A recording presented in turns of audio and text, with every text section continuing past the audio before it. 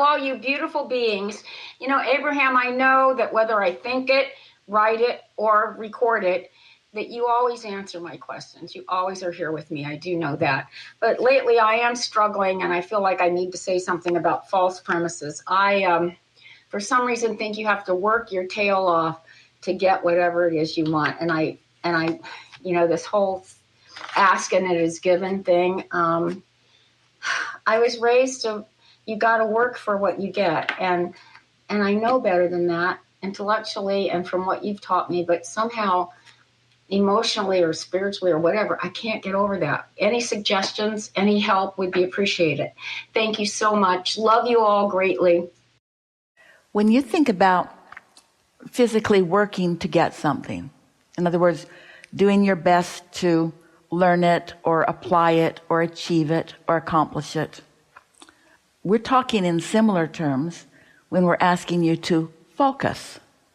We think a differentiation worth making here is that work your tail off implies physical behavior and action, while focus yourself into alignment is more of a mental game. So you're making the difference in your mind be about action or maybe thinking. But it's all about focus.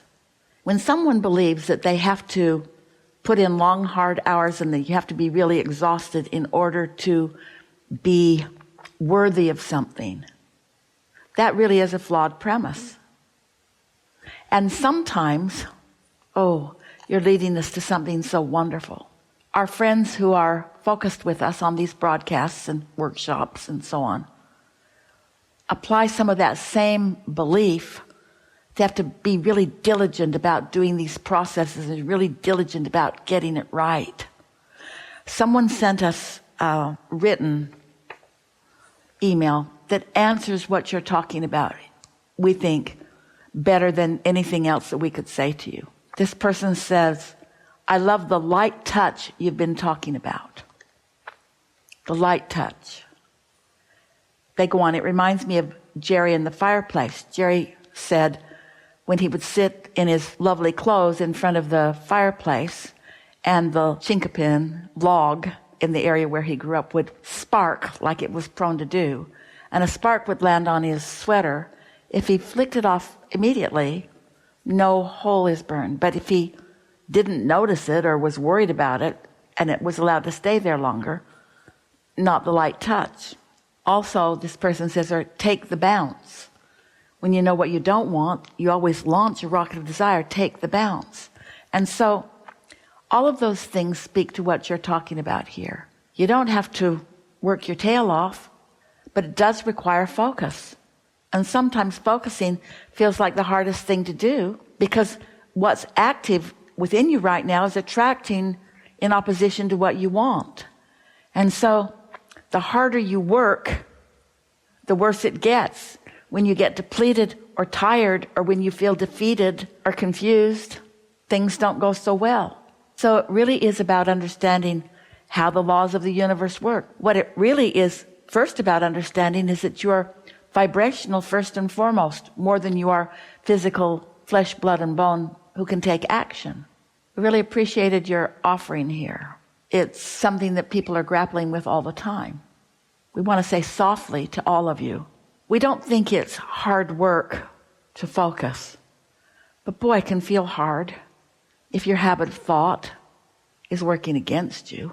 And in the same way that Esther isn't picking up 50-pound boxes of books anymore, Jerry always said no one should be. Open them up and take the books out. Don't lift something that is too heavy for you to lift. Don't try to take action that there isn't the leverage of alignment of energy to assist you. Don't try to think thoughts that are hard for you to think. Look for the path of least resistance. Feel as good as you can feel from where you are and be satisfied in the best choice that you could make in that moment. Don't try to do it all at once. Don't let the demands of others be the reason that you try to perform. Let your inner being call you, because your inner being will never ask you to work your tail off. Your inner being will call you in grace and clarity and love and absolute knowing of what you're capable of in this moment. And your inner being will never criticize you or feel criticism of you for where you are in relationship to where you want to be. Let that vibrational source be your set point, be your target, be your goal, be your intention, be your strongest awareness. When you wake up in the morning, say, good morning, inner being, and hello, world. Not, hello, world, are you with me, inner being? Hello, inner being. Good morning, inner being. Hello, world. And then say, today, no matter where I'm going or what I'm doing or who I'm doing it with, it's my dominant intention to do it in partnership with my inner being, who is pure love, positive expectation, and a helper to all, and a criticizer of none, a lover of me and a lover of others. And then off you go for as much fun as you can stand in one day.